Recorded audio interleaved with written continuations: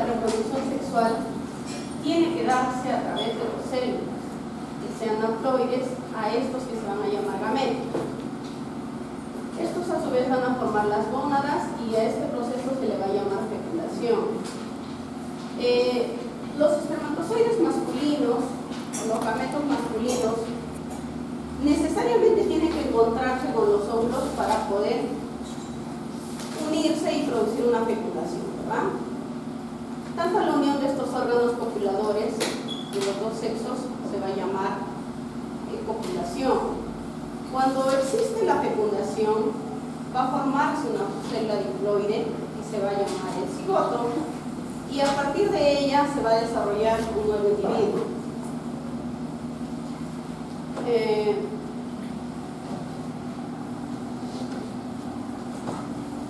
Anatómicamente, el útero, a nosotros hacer una evaluación anatómica externa en la división de los cuadrantes, nosotros vamos a encontrar que el útero y los anexos van a estar íntimamente relacionados a nivel del hipogástrico, ¿sí? Siempre lo vamos a encontrar ahí. ¿Y cómo podemos hacer? A través de las espinas ilíacas anterosuperiores, que nosotros todos nos podemos tocar, ¿sí? A partir de ahí es una línea imaginaria que divide tanto la pelvis y la parte superior del abdomen. Entonces, siempre lo vamos a encontrar ahí si estamos pensando que es una patología ginecológica. Y para eso, como podemos ver en la imagen, el útero, que es este, que se lo presento, acá está el útero, con dos cuerdas, una que va en la parte anterior, que se va a llamar el ligamento redondo, y otra que va a estar en la parte posterior, que es mucho más blanda, más móvil, que va a ser la trompa.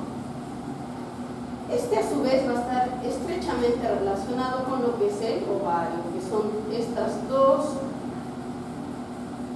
dos redonditos blancos de color mate, que va a estar lateralmente al útero y en estrecha relación con la trompa.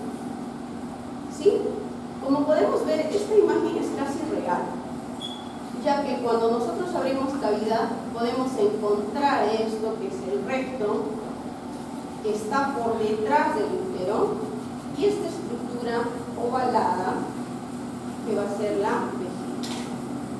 Estos dos espacios, el espacio anterior, que va a tener el nombre de espacio vésico-uterino, justamente lleva ese nombre, porque está justamente estas dos estructuras que va a formar este espacio. En la parte posterior también se llama espacio útero recto uterino, o el fondo de saco de Douglas, que lo van a escuchar en todo momento, ¿sí? Entonces, esos espacios son importantes para poder determinar otro tipo de patologías. Además, el útero está relacionado con estos vasos grandes. ¿Qué son estos vasos? Una cosa ilíaca, izquierda y derecha.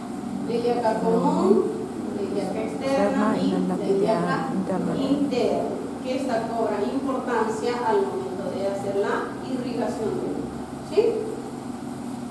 Ok, acá también vamos a rescatar en la imagen lo que es esto. ¿Qué es esto? Está por detrás. El promontorio, ¿cierto? Que también lo podemos tocar. Lo podemos tocar en las imágenes, ¿sí? Esta es una vista posterior, ya sacando muchas estructuras de la primera imagen, pero esta es en la parte posterior. Si nosotros estiramos el útero, vamos a encontrar estos ligamentos, que es el ligamento ancho. Vamos a encontrar estas estructuras, que también acá hay un ligamento que se llama útero ovárico, ¿sí? Nada es para perderse, chicos. La anatomía está descrita justamente porque existen estructuras que hay, no son nombres inventados, nada. Útero ovárico, ¿sí? Miren chicos, útero ovárico. Les pregunto, cada vez que hay internos, entramos a sala, ¿qué ligamento es? No saben. triangular. ¿Sí? Entonces ustedes ya van a saber si les vuelven a preguntar.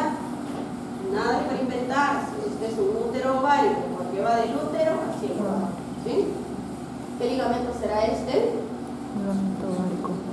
Suspensorio del ovario. ¿Por qué? Porque suspende el ovario. ¿Sí? ¿Qué tenemos acá? Acá el mesosanti. ¿Por qué es mesosanti? Está en el medio del tubo. La trompa. ¿Sí? Mesovárico. Porque Está en el medio meso del del ovario. ¿Ok? Y así vamos a encontrar estructuras que es en la parte posterior.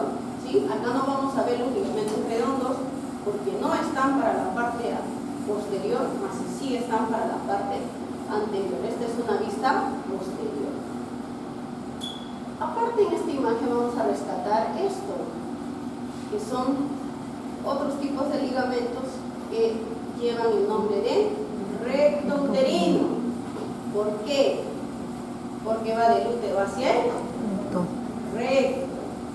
¿Sí? ¿Ve? No está muy difícil, ¿no? Es recontra fácil. Y aprovechamos esta imagen también para ver lo que es el uréter, que se inserta o llega a la altura de la pared superior de la vagina, a la que se le va a denominar supravaginal.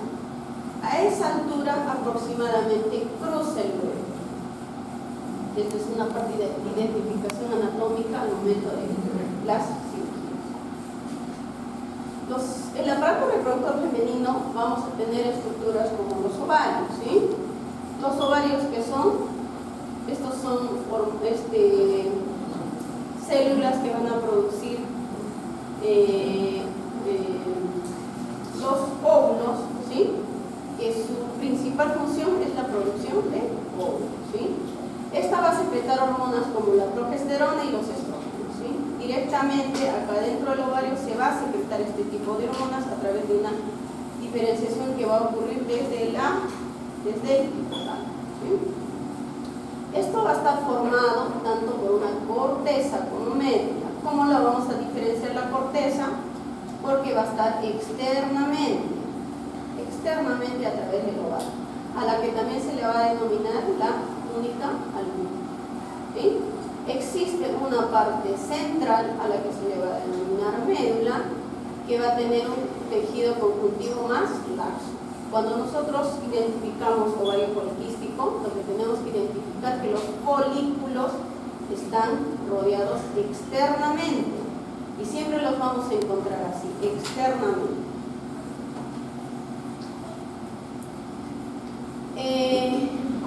Esta parte no me corresponde decirla, pero les menciono que tanto las células foliculares, al momento que van a madurar, ¿sí?, van a adquirir diferentes formas, ¿sí? Primero son células planas, células cilíndricas, que ya se van llenando y va dando la forma de células foliculares. Posteriormente va a tener una teca folicular, zona pelúcida, ya sabemos para qué es eso, y células foliculares alrededor. Ya cuando el folículo va a estar maduro, va a tener una membrana basal. Posteriormente, cuando ya es totalmente maduro, que estamos hablando de los folículos de Graf, ya va a tener esta característica: teca externa, interna, una membrana granulosa, la corona radiada que rodea al ovocito, ¿sí?, y la zona pelúcida. Todo esto es un folículo. Y todo esto que es un óvulo. ¿Sí? No confundamos folículo y óvulo. Cuando se libera a través del ovario, lo único que va a ser expulsado es el óvulo. Y es acá donde va a venir la trompa, va a succionar y va a llevarse solo al óvulo. Lo que queda va a ser el cuerpo albicans, la fase lútea, ¿sí? Posteriormente esto ya está atrésico y posteriormente va a volver a comenzar un nuevo ciclo a través del reclutamiento folicular. Entonces la estructura del ovario tiene un núcleo, ¿sí? Tiene un citoplasma, una zona pelúcida y una corona radiada. La membrana pelúcida tiene la característica de contener glucoproteínas. Ahora, otra estructura importante de la anatomía femenina son las trompas de falopio. Estos van a ser conductos musculares que van a conectar tanto los ovarios como el útero. Ese es el puente de conexión entre estos. Si nosotros ligamos las trompas, ya no hay esa conexión para la fecundación. ¿Ok? Tiene una longitud aproximadamente de 10 a 12, algunos libros lo van a encontrar hasta 14. Tiene un diámetro de 2 a 4 milímetros. Esto varía de acuerdo a su disposición y en qué trayecto estamos midiendo. Además, las trompas tienen 4 tipos de cubiertas. Una que va a ser la mucosa, que va a contener, es interna, que va a contener muchos pliegues y cilios que le van a dar movilidad al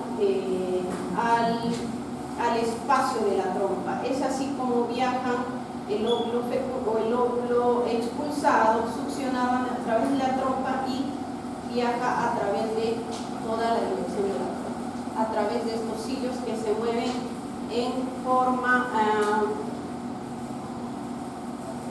en dirección hacia el útero. Tiene una capa media que está constituida netamente por músculo liso, ¿sí? Una capa media que es muscular, y una capa externa que va a ser la serosa. Esta es una membrana epitelial que tiene una fina capa de células epiteliales. Eso es algo muy delgado, muy fino, que se puede diferenciar. Aparte, la trompa tiene 4 trayectos, 4 estructuras que son muy distintas, ¿sí? Vamos a hablar de la porción uterina, ¿sí? Muchas veces cuando hay embarazos ectópicos, el embarazo se puede alojar en esta zona, lo cual es muy peligroso porque las pacientes se pueden morir si es que se aloja, si es que se implanta el óvulo fecundado en esta zona.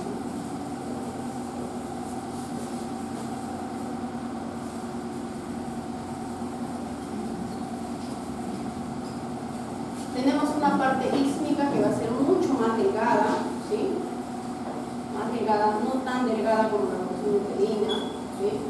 Tenemos una porción ampullar, que esta es la más ancha que existe en toda la trompa y donde los embarazos ectópicos son muy frecuentes. El 90% de los ectópicos se va a dar en esta zona. ¿Por qué? Porque tiene una amplitud mayor, porque el tejido es mucho más laxo, puede crecer más. En cambio, en estas zonas no permite eso, o lo expulsan o simplemente es reabsorbido. Y la parte infundibular o la fímbrica es la que va a absorber el óvulo fecundado y la va a llevar hacia el trayecto de toda la trompa.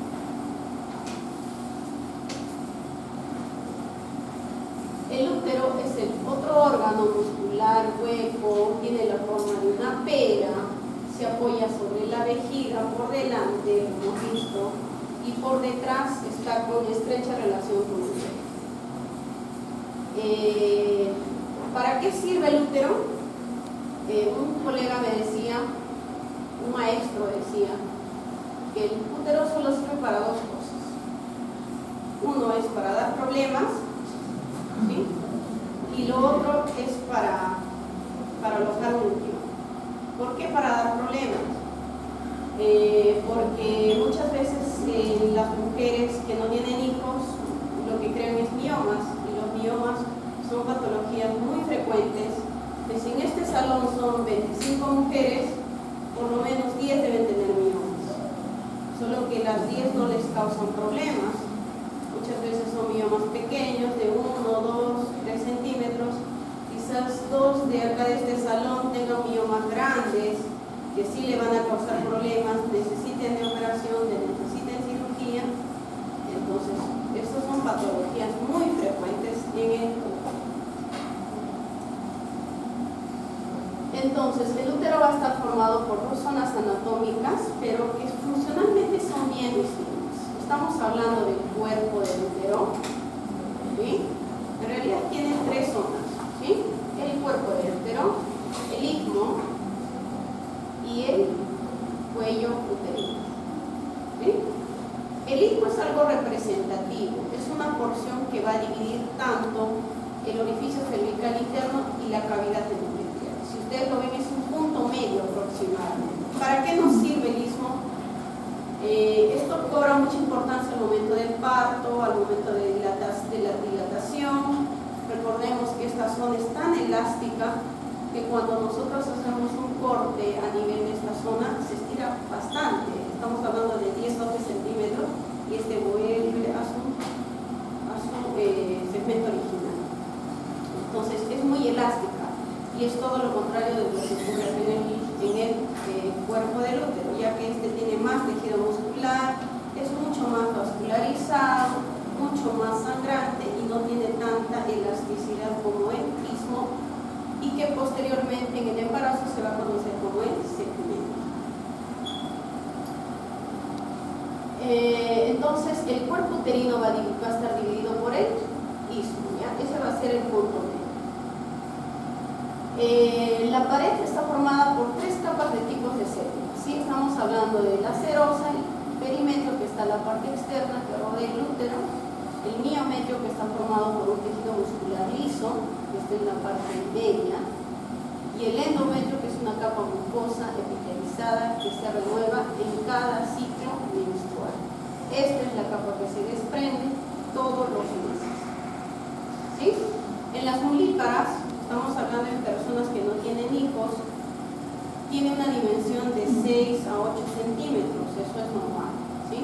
En las multíparas puede ser un poco más grande, de 9 a 10 centímetros, y tiene un peso de 50 a 90 gramos, dependiendo. Si es una paciente que no tiene hijos o nulípara, estamos hablando de 50 a 70, y si no, de 70 a 90 en el caso de las multíparas. Tiene un mayor peso. El endometrio, les mencionaba que tiene dos tipos de capas, una capa basal y una capa funcional. Todo esto es el endometrio. A través de esto pasan vasos, ¿sí? Los vasos espirales, tienen glándulas que le van a dar esa humedad que siempre tiene el endometrio y que las mujeres muchas veces expulsan a través de la vagina en forma de moco. Todos los meses se va a desintegrar esta capa funcional, se va a necrosar y desprender, ¿sí? La capa basal es la que siempre va a generar una nueva capa funcional. El cuello uterino tiene una porción que es mucho más piriforme, tiene una capa externa de pequeñas aberturas, acá tiene unas estructuras como que más encristadas, ¿sí?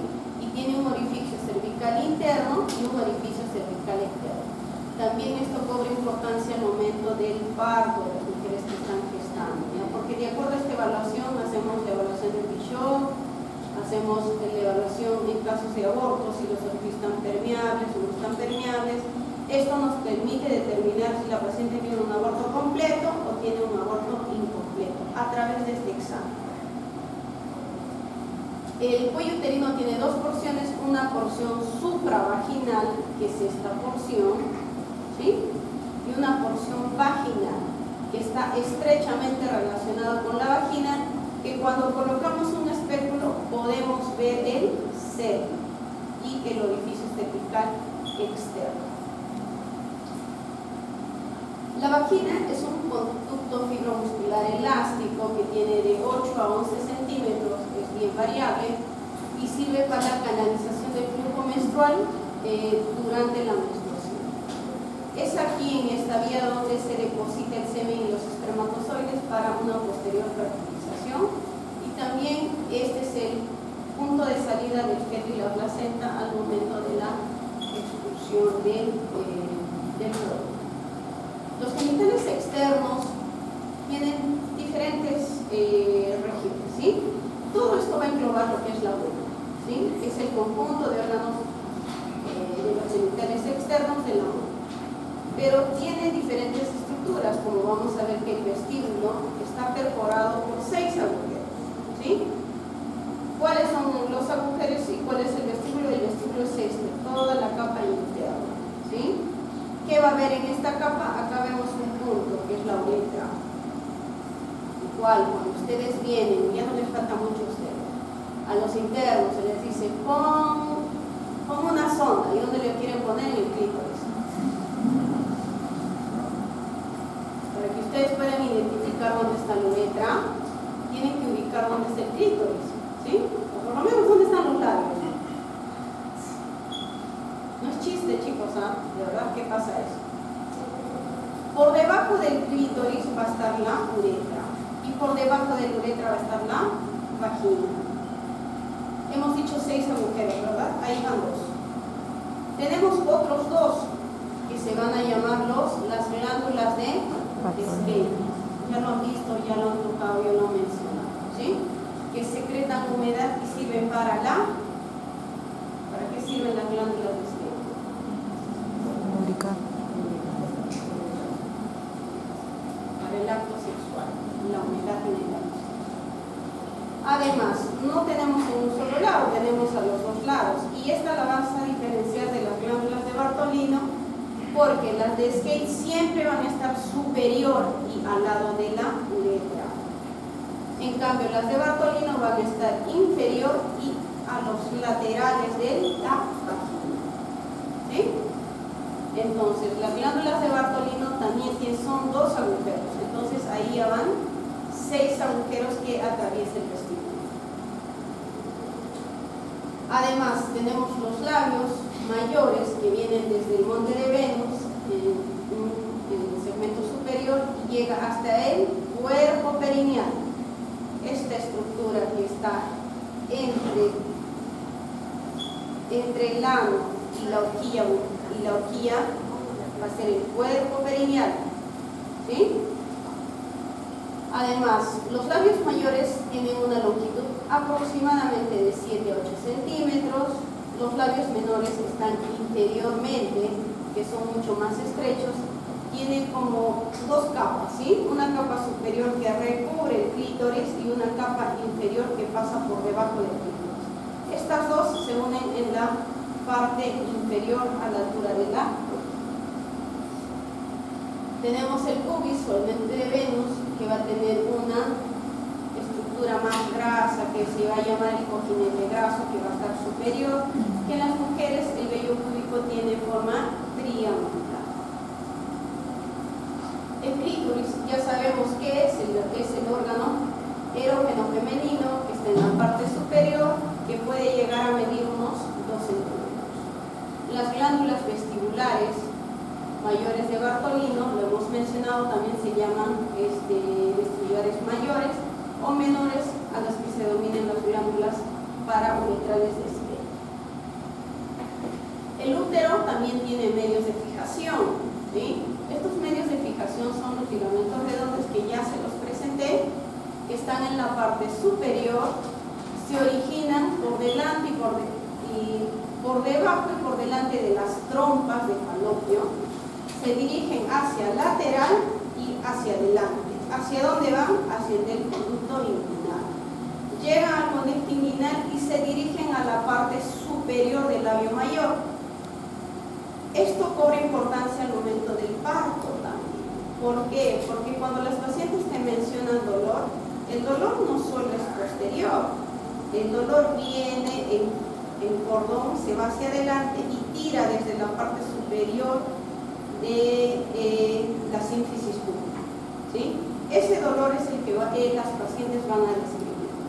Dentro de estos ligamentos hay una arteria, que es la arteria de Samson, que va a transcurrir dentro de este ligamento.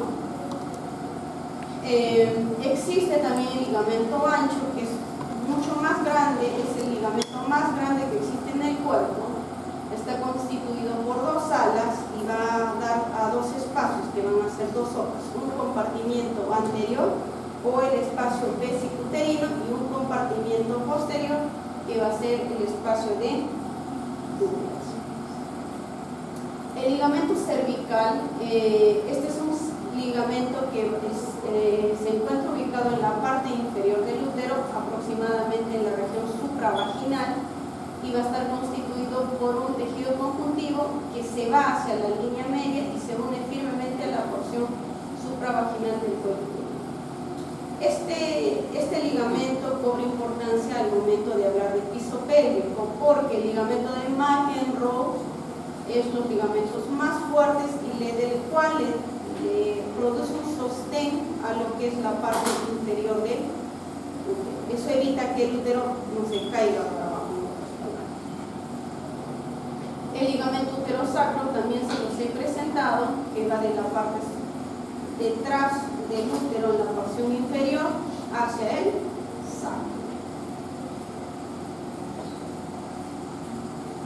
Dicho esto, este es el ligamento ancho que cubre la parte anterior y posterior. Todo esto que tiene alas de mariposa es el ligamento ancho, llega hasta la porción inferior que acaba hasta el ligamento de McEnroe, ¿sí? Hacia la parte inferior va a ser como una cuerda. El ligamento el ligamento rectuterino va a estar en la parte posterior. Estas son estas dos estructuras, ¿sí? El ligamento redondo, que no lo vemos, que está en la parte anterior. Acá está el ligamento redondo, lo he repetido la imagen para que lo vuelvan a ver, ¿sí? Mira, se dirige hacia el conducto inguinal y va a terminar en la parte anterior de la sínfisis púbica de los labios, ¿sí? La irrigación es sumamente fácil.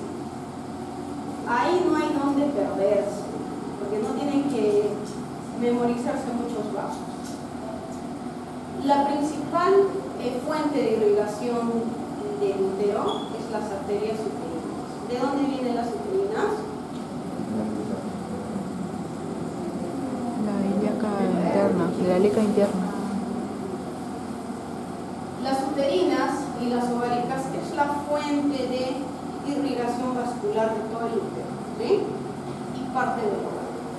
La arteria uterina, entonces, que es una rama de la ilíaca interna, la hipogástrica, se divide en la proximidad de la porción supravaginal del cuello uterino.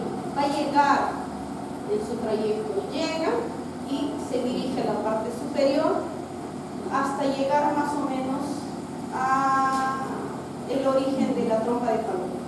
Es ahí donde se va a dividir en tres ramas, ¿sí? Una porción que va a la parte superior del útero, otra que se dirige al mesosalping, ¿sí? En la parte inferior de la trompa, y otra que se dirige hacia el ovario. Esas son sus tres ramas, y eso es toda la irrigación del útero, ¿sí? Quizás nos estamos olvidando de una pequeña porción del útero, que es la parte inferior. Esa es la que no está irrigada por la arteria uterina. Y esta va a ser la arteria cérvico-vaginal, que va a proveer sangre a la porción inferior del cuello y superior de la vagina, ¿sí? Todo esto es la irrigación del útero, muy facilita. No hay donde perderse, chicos. Pero también existe la rama ovárica. ¿De dónde viene la ovárica? ¿De dónde viene la rama ovárica? ¿De dónde? De la aorta. Ingresa por el ligamento ancho, ¿sí? A través del ligamento linfundíbulo pélvico. ¿Saben cuál es el linfundíbulo pélvico, verdad? ¿Cuál es el linfundíbulo pélvico? Todo está solo, ¿sí? Y va a llegar a través de este ligamento suspensorio también tiene vasos, ¿sí? Mira, la rama uterina llega a esta porción superior, sube y acá se divide en tres ramas: superior, mesosalping y hacia el ovario. La arteria ovárica viene de la aorta, estamos hablando del lado derecho, ¿ya? Viene de la aorta y avanza ese trayecto, ¿sí? Y se une con la otra rama que viene de la uterina, ¿sí? Justo en este punto medio se une y esa es toda la irrigación del ovario.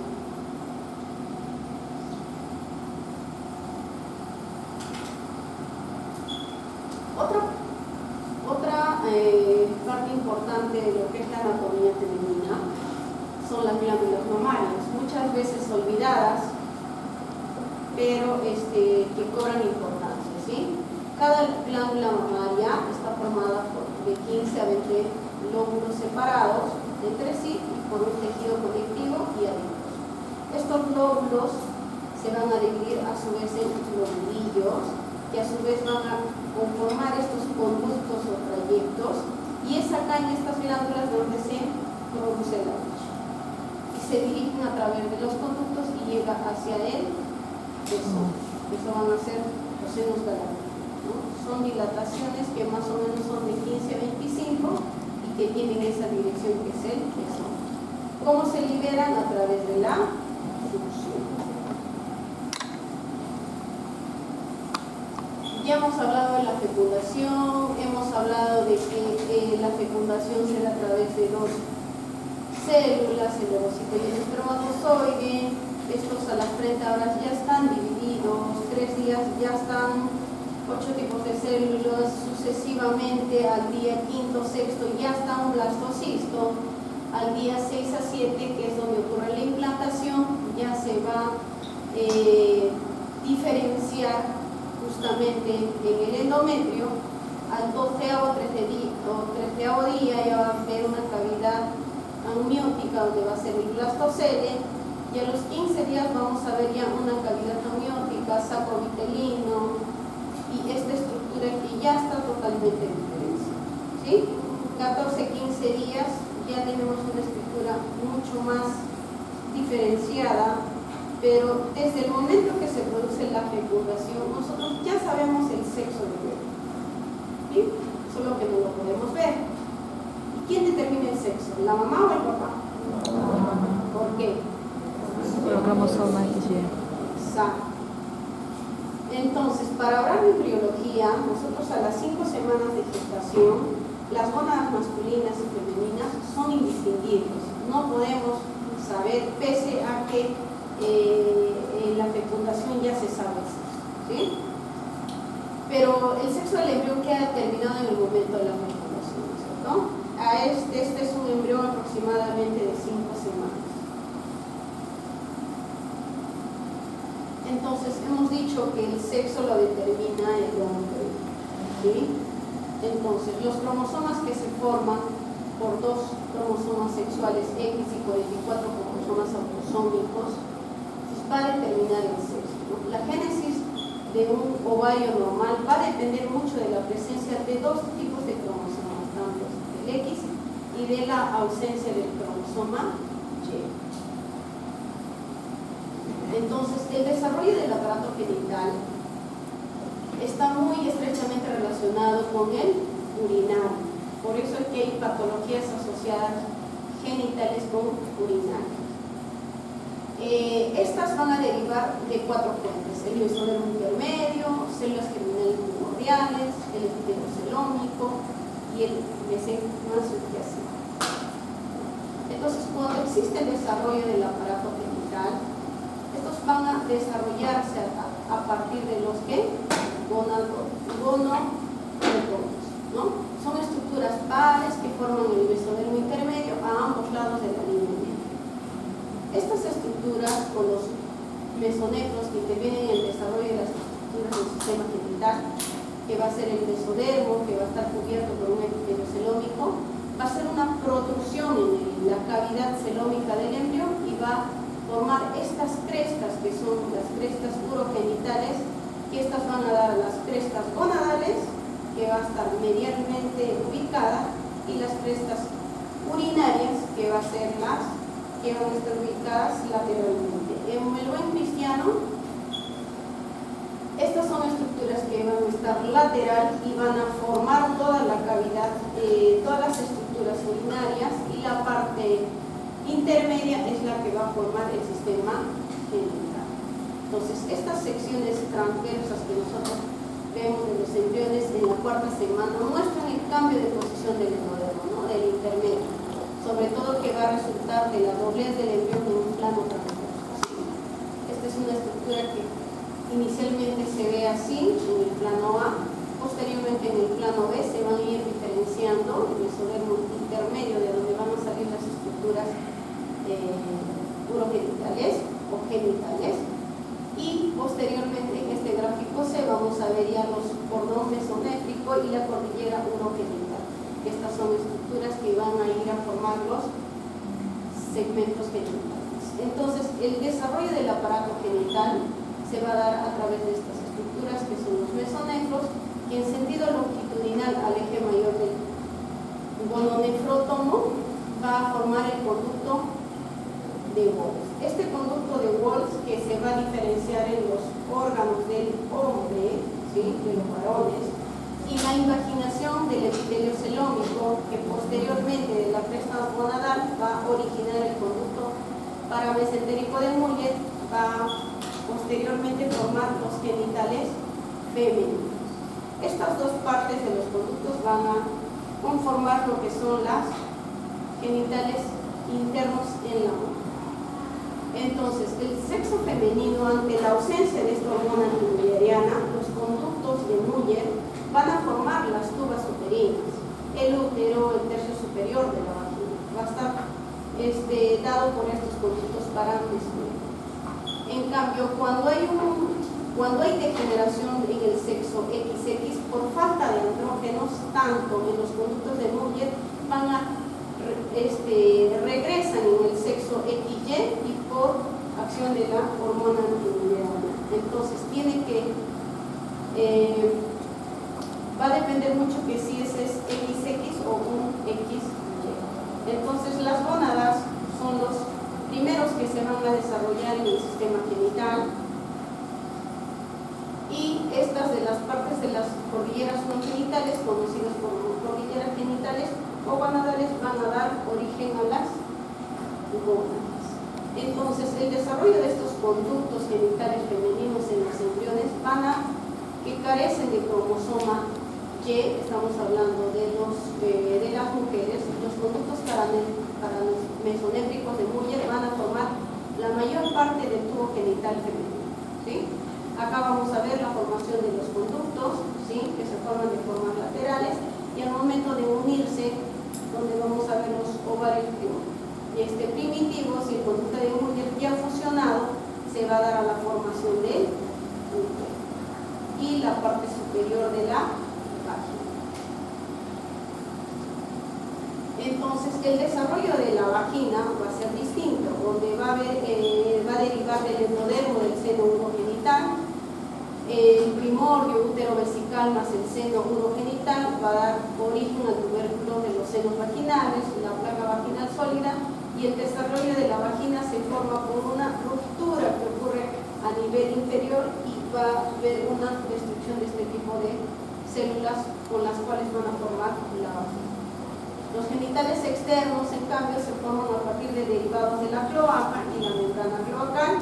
Estos esbozos genitales externos son bipotenciales y evolucionan en el sentido masculino o femenino, dependiendo o no la presencia de hormonas testiculares. ¿Qué quiere decir? Que a la séptima semana los genitales externos son similares en ambos sexos.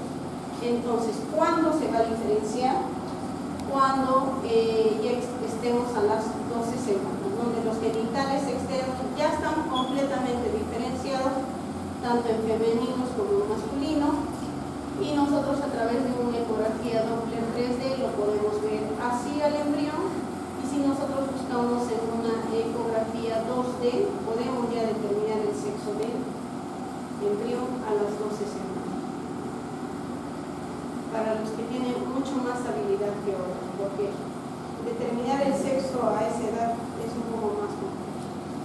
No siempre se ve así como está en el libro. Entonces, la diferenciación que ocurre a nivel de la vagina es distinta, ¿no? Al inicio pareciera que comparten, por eso es que no se puede determinar si es varón o mujer. Posteriormente, estas estructuras del glande y los labios mayores parecen venir de las mismas diferenciación de tipo celular, solo que cuando va a ser del sexo femenino va a haber una ausencia de estas hormonas testiculares y va a llegarse a formar lo que es todas las estructuras de los genitales externos, y en el hombre va a ser por la presencia de hormonas testiculares, se va a formar las estructuras que son diferenciadas. Aprende retroceder es como remar contra la corriente. Cuando se deja, se retrocede. Y eso en medicina ustedes lo van a ver, chicos. ¿Alguna pregunta? Algo que no hayan entendido que se les puede volver a mencionar.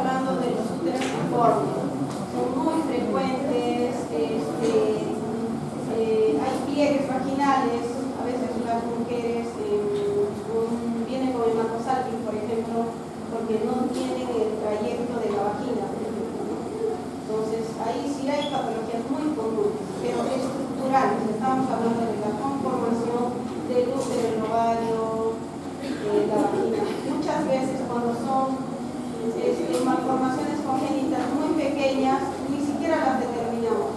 Solo al momento del parto o al momento de operarlas nos damos cuenta que es un útero A4 o es un útero biforme, solo que hay que prestarle atención porque estos a veces pueden ser prematuros. O sea, no llegan a su totalidad porque recordemos que no están completamente formados.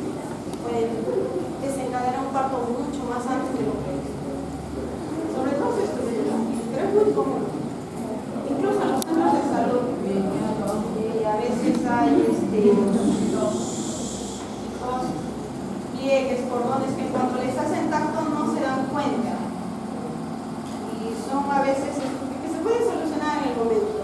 Si son tabiques vaginales que son parciales o incompletos, como le decimos nosotros, la solución es cortar y ya se puede dar el parto. Pero cuando son completos o son transversales, eso no se puede. ¿Sí? Eso ya se determina a través de una cirugía. Como les digo, es un poco difícil de determinar. A veces hay pacientes con infertilidad y que no saben la causa de por qué no se embarazan, ¿no? Es ahí también donde cobra importancia la ecografía, donde a través de la ecografía se puede determinar qué tipo de malformación tiene. Estamos hablando sobre todo en patología uterina, ¿no? Uterina, vagina, ¿sí? Otras estructuras como las trompas, eso lo podemos hacer vía laparoscópica o a través de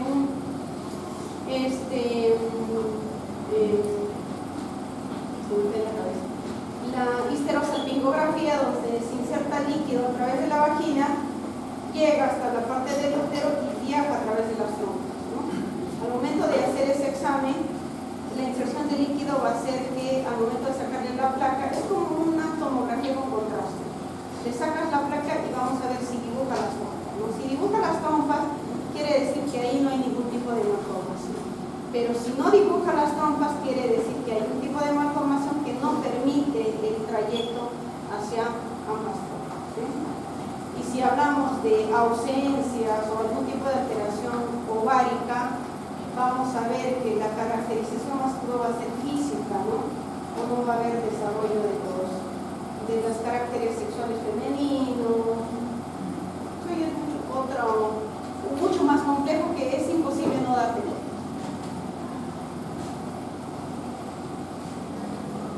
Pregunta, chicos, ¿cuántos son? En la lista somos 52. Sí.